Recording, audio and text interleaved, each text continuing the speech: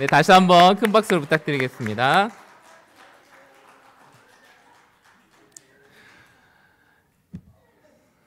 네, 귀엽죠?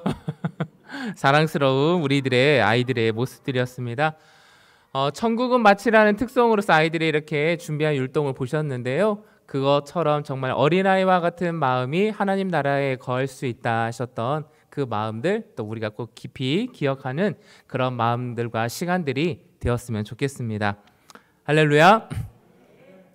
네, 오늘은 광야라는 제목과 또 다시 시작하는 힘이라는 말씀의 주제를 가지고 오늘 우리에게 주어진 하나님의 은혜들을 이 시간 함께 나눠보고자 합니다. 오늘날 우리는 너무나 바쁘고 또 힘든 시기와 또 우울한 시간들을 또 사건들을 경험하며 살아가고 있습니다. 제가 우연하게 지나던 길에 이런 문구를 본 기억이 있어요.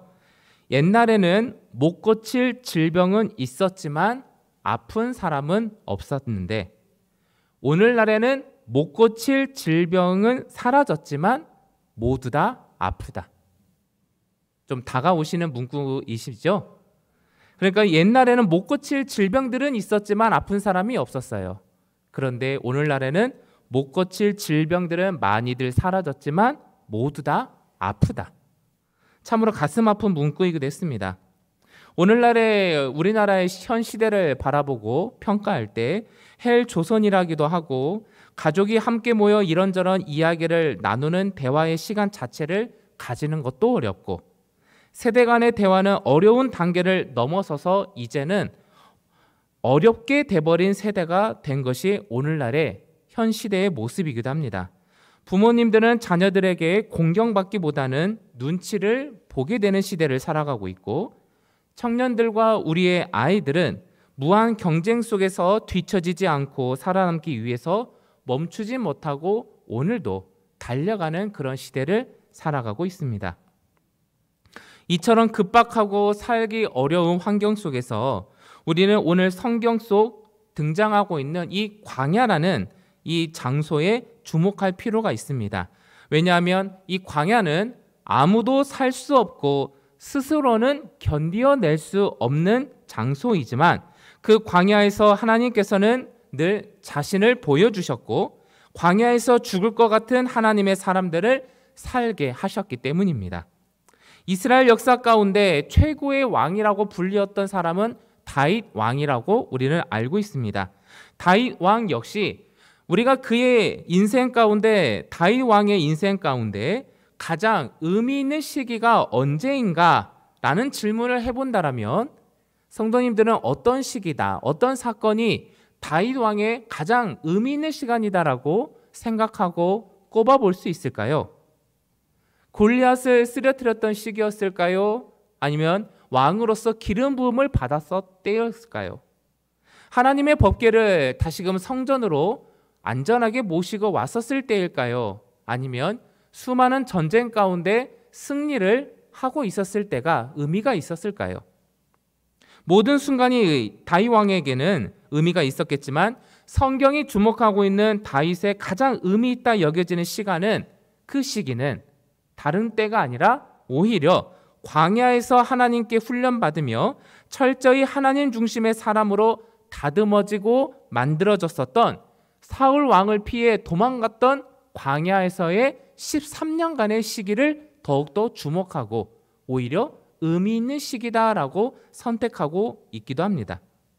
예수님 역시 하나님의 아들로서의 공생애를 시작하기 전 가장 먼저 찾았던 곳이 어디였었죠? 광야였습니다. 그곳에서 40일을 예수님께서는 금식하며 온전히 자기 의가 아니라 하나님의 뜻을 주목하고 묵상하며 시험을 이기신 곳도 광야입니다. 이렇듯 성경에서 등장하는 이 광야라는 곳은 하나님만을 바라볼 수밖에 없는 환경이며 동시에 신앙적으로는 하나님 중심의 사람으로 다듬어지고 새로워지는 다시 시작하는 힘을 얻는 장소이기도 합니다. 이게 바로 광야입니다. 그래서 우리는 이 광야를 이 시간 우리 모두가 주목해 보고자 합니다. 오늘의 말씀은 첫 번째 우리들에게 광야길로 돌아가게 하신 하나님을 나타내 보여주고 계십니다. 애굽에서 종살이하던 이스라엘 백성들을 해방의 길로 이끌어 주셨던 분이 하나님이셨음을 우리는 지난 몇 주간 주목해 보았습니다. 이스라엘 사람들의 스스로의 힘도 아니었고 때와 시기가 좋아서 그랬던 것도 아니었습니다. 오직 하나님이 정하신 때였고 하나님의 방법으로 그들은 애굽에서 탈출을 하게 되었던 그 모든 여정들을 우리는 지난 몇 주간 살펴보았습니다. 그런데 성경은 해방의 첫걸음을 걷게 된 이스라엘 백성이 하나님의 인도하심으로 가게 된 곳, 젖과 꿀이 흐른다는 그 약속의 땅도 아니라 그들을 이끌으셨던 첫 번째 장소는 바로 광야였습니다. 출애굽기 13장 18절 말씀을 새번역 성경으로 제가 봉독해 드리도록 하겠습니다. 출애굽기 13장 18절 새번역 말씀입니다. 그래서 하나님은 이 백성을 홍해로 가는 광야길로 돌아가게 하셨다.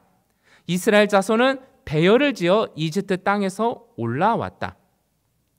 성경은 하나님께서 이스라엘 백성들을 홍해로 가는 광야길로 일부러 돌아가게 하셨고 이스라엘이 해방된 첫걸음부터 모든 길을 인도하신 분은 누구라고 말하고 있죠?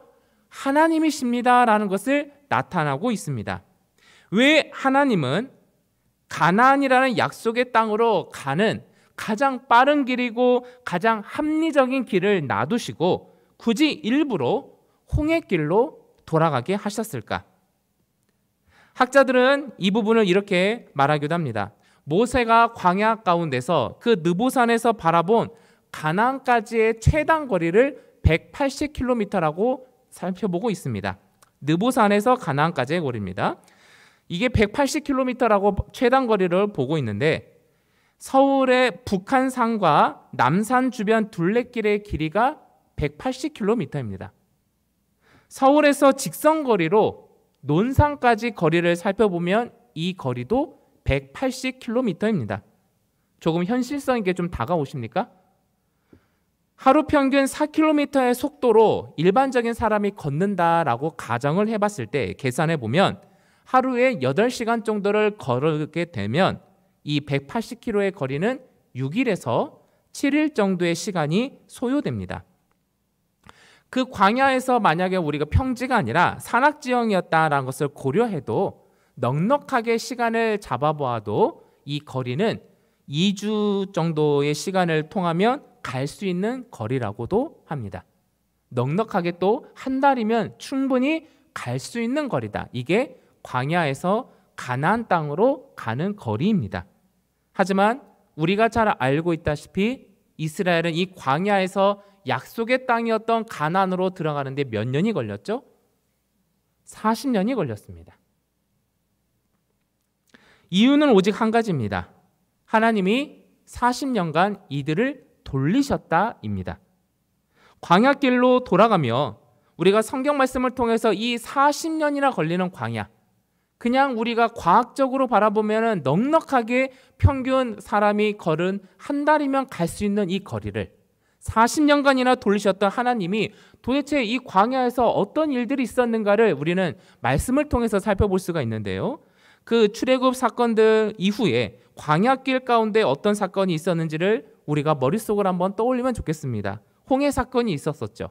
그리고 또 마라의 쓴물 사건이 있었습니다. 썼던 물을 광야와 그 사막에서 뜨겁고 갈증이 났던 상황에서 하나님께서는 그 쓴물을 단물로 바꿔주셨습니다. 배고프다라고 외치고 먹을 것을 달라라고 외치고 불만과 불평으로 있었던 이스라엘에게 만나와 메추라기를 주셔서 먹이셨던 사건이 있었습니다. 그뿐만 아니죠. 모세가 하나님으로부터 우리가 잘 알고 있는 십계명의 그 율법을 하나님으로부터 시내산 가운데 받고 있었을 동안에 그들은 광야에서 어떤 일들을 벌이셨습니까? 금송아지를 만들고 우상을 만들며 신나게 잔치를 즐기고 있었던 게 광야에서 있었던 사건입니다. 그리고 하나님의 성막과 함께 율법으로 이스라엘이라는 나라로서의 신앙적 공동체로서의 율법과 규례와 생활의 모습들을 만들어가는 이 질서를 확립했던 시간이, 그 사건이 바로 광야 가운데 있었던 일들입니다. 이 모든 사건들이 애굽에서 나와 가나안에 들어갈 때까지 광야에서 겪었던 사건들이며 40년 동안 있었던 일들입니다. 하나님께서 이들을 40년 동안 광야를 돌게 하시며 결국 오늘 우리가 꼭 기억해야 될 이 40년이라는 시간을 통해서 광야에서 이들에게 무엇을 알게 하셨습니까? 바로 하나님이 아니면 안 된다는 것, 하나님께 구하면 된다라는 지극히 평범한 진리를 이들에게 가르쳐 주셨습니다. 하나님이 아니면 안 됩니다와 하나님이시라면 모든 것이 된다라는 이 지극히 신앙적이고 평범한 진리, 모두 다 알고 있는 것을 40년의 시간이 걸렸습니다. 오늘의 말씀은 두 번째 우리들에게 하나님이 아니면 안 되고 하나님이시면 된다라는 신앙적 은혜를 우리 모두에게 주고 있습니다. 한번 생각해 볼까요? 애굽에서 이들의 삶은 하루하루가 어떻다라고 우리가 성경을 통해서 살펴봤습니까? 고통스럽다라고 우리가 살펴봤어요. 고된 노동으로 인해서 죽을 것 같다라고 그들은 울부짖었다라는 것을 우리는 살펴보았습니다. 말도 안 되는 작업량으로 애굽 왕 바로의 명령을 따라야만 했었던 것이 지난 그들의 삶이었습니다. 그랬던 그들의 삶에 모세를 통해 하나님께서는 자유함을 주셨고 죽음과 같았던 삶에 생명을 주신 자유함을 그들은 얻게 되었습니다. 하지만 고된 광야에서의 삶에서 이들은 모세와 아론을 원망합니다. 이 원망은 누구를 향한 원망이었습니까? 하나님을 향한 원망이었습니다. 오늘 보면 출애굽기 16장 8절 말씀을 우리가 함께 읽어보면 좋겠습니다. 출애굽기 16장 8절 말씀 함께 봉독합시다. 모세가 또 이르되 여호와께서 저녁에는 너희에게 고기를 주어 먹이시고 아침에는 떡으로 배불리시리니 이는 여호와께서 자기를 향하여 너희가 원망하는 그 말을 들으셨음이라. 우리가 누구냐? 너희의 원망은 우리를 향하여 함이 아니요 여호와를 향하여 함이로다. 아멘. 어떻습니까? 이런 적반하장도 없죠. 살려놨더니만 지금 뭐라고 하는 겁니까? 힘들다라고 지금 원망하고 있는 겁니다. 그리고 그냥 원망이 아니죠. 어떤 시대를 떠올리며 그립다라고 말하고 있습니까? 애굽에서 종살이하며 고된 노동 속에서 죽을 것 같다라고 말했던 그 시기를 오히려 회상하며 그때가 좋았다라고 말을 하고 있습니다. 먹을 것이 없어서 힘들고 뜨거운 길을 걷는 게 힘들어서 이들은 결국 하나님을 원망합니다. 그런데 사랑하는 성도 여러분, 이들이 하나님을 원망하는 진짜 이유가 무엇일까요? 먹고 싶은 것, 쉴 만한 곳이 광야에는 없어서 힘들었을까요? 단순히 그냥 힘들기 때문에 하나님을 원망했었을까요? 솔직히 그렇게 생각한다는 것은 이스라엘 사람들의 핑계가 아마 될 거라고 생각됩니다. 왜냐하면 이들의 원망의 이유가 먹을 것이었다라며 하나님은 광야에서 먹을 것을 이미 주셨고, 목마른 것이 문제였다라면 목마름도 해결해 주셨던 것이 하나님이셨습니다. 그런데 왜 이들은 자꾸 하나님을 원망하고 있었을까요? 그리고 이 원망이 나중에는 어떠한 사건으로도 이어집니까? 금 송아지를 만드는 우상을 만드는 데까지도 이르게 됩니다. 하나님을 배신한 겁니다. 이들이 하나님을 원망한 진짜 이유를 저는 오늘 말씀을 묵상하며 이렇게 결론을 내렸습니다. 왜 우리의 삶을 우리 스스로 맘대로 하지 못하게 하느냐입니다. 이들의 진짜 원망한 이유, 하나님을 향해 자꾸 불만과 불평으로 나갔던 궁극적인 이유는 결국 이거였다라는 거예요. 우리 삶을 우리 스스로가 좀 결정하게끔 내버려 둘라라는 거예요.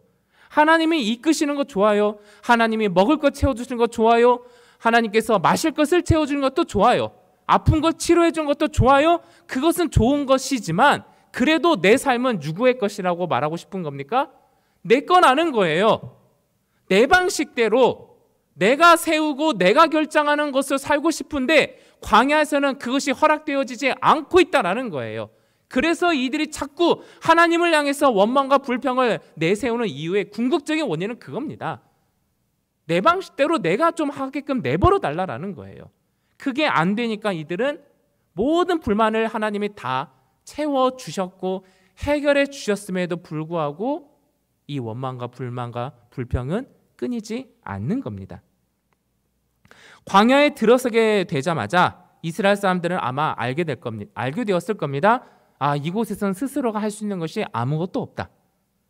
이러한 사실이 이들의 진짜 힘들었던 이유였고 하나님에 대한 원망의 이유가 되었습니다.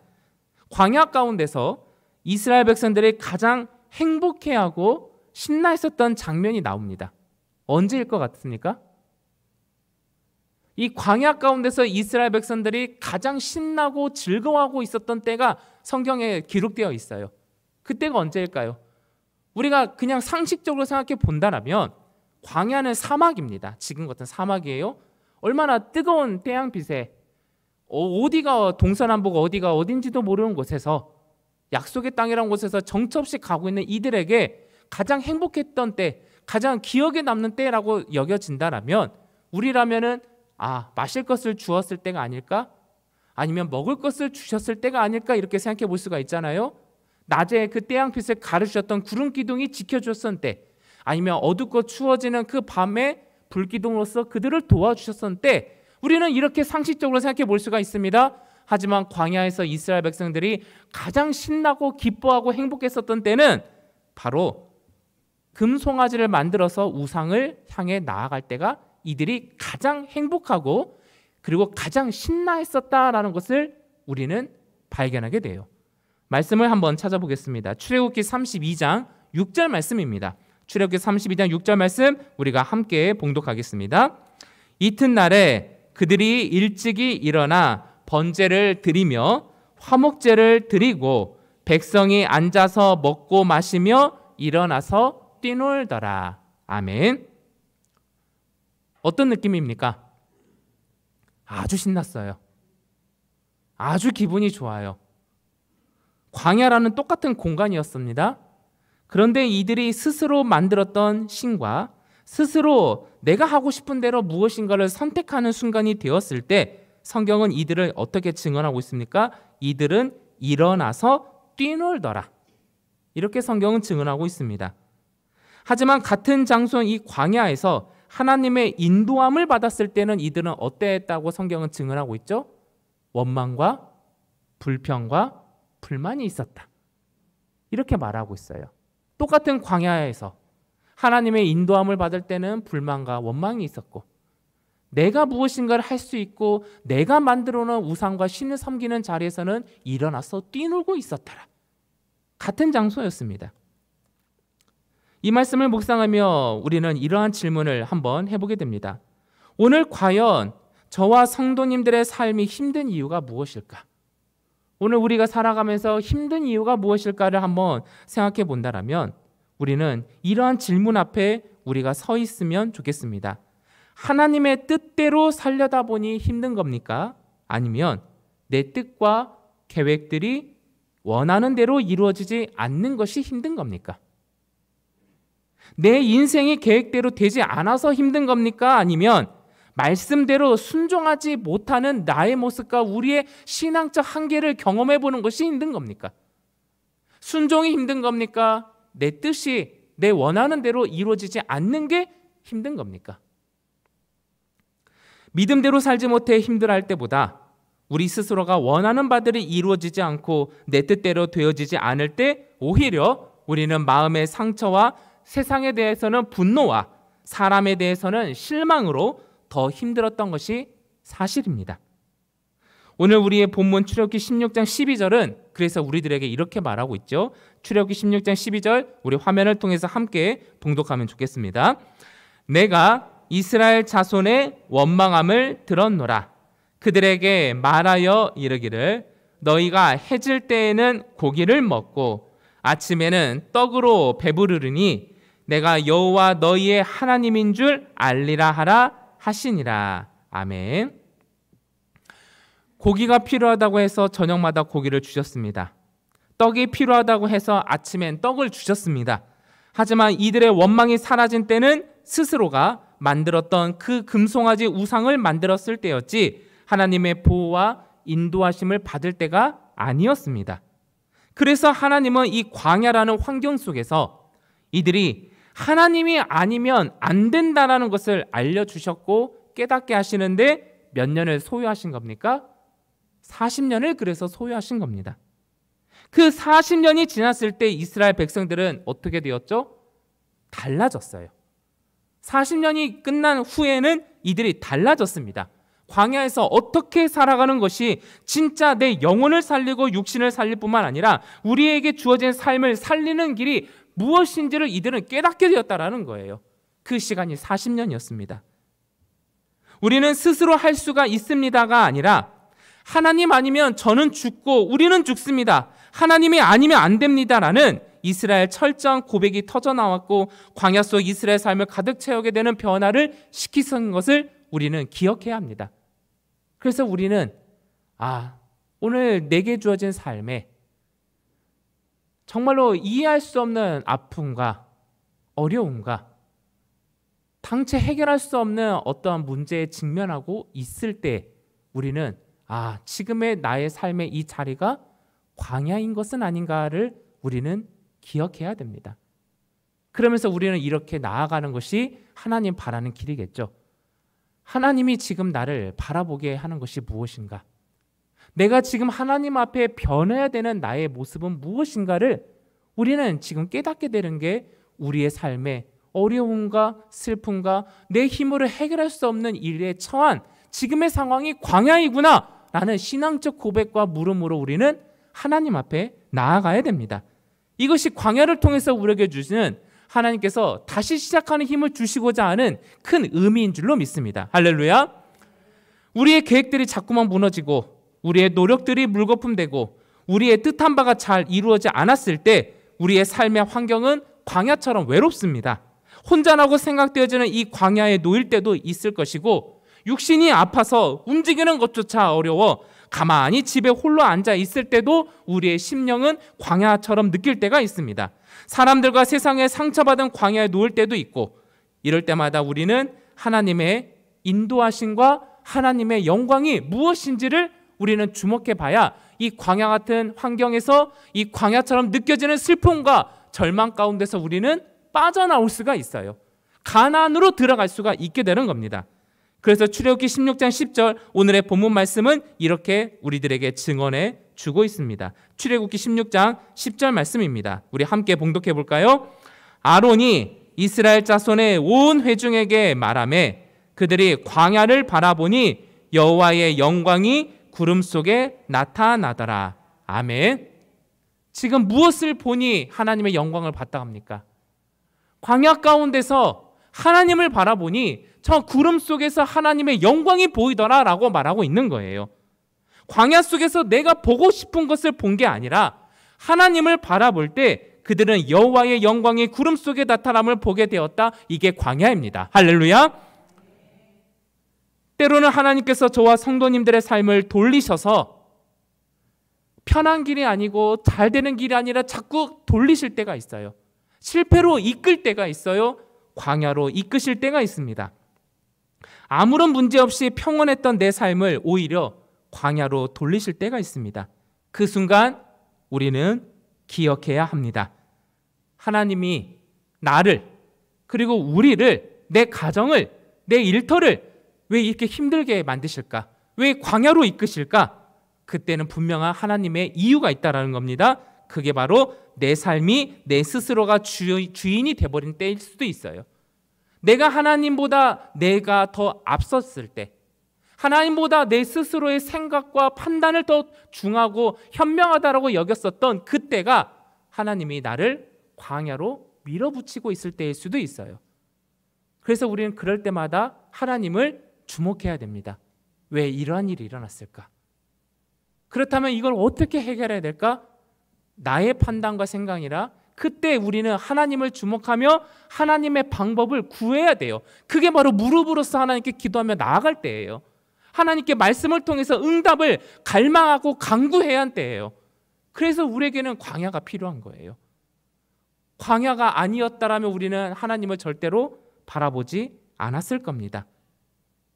그런데 또 이런 생각을 해보죠. 왜 이런 어려운 방법과 아픈 방법으로 나를 자꾸 하나님을 바라보게 하시느냐? 그럴 때도 있어요. 하지만 그럴 때 우리는 또 한 번 이렇게 신앙적 고백으로 하나님께 나아가야 됩니다. 우리가 누구입니까?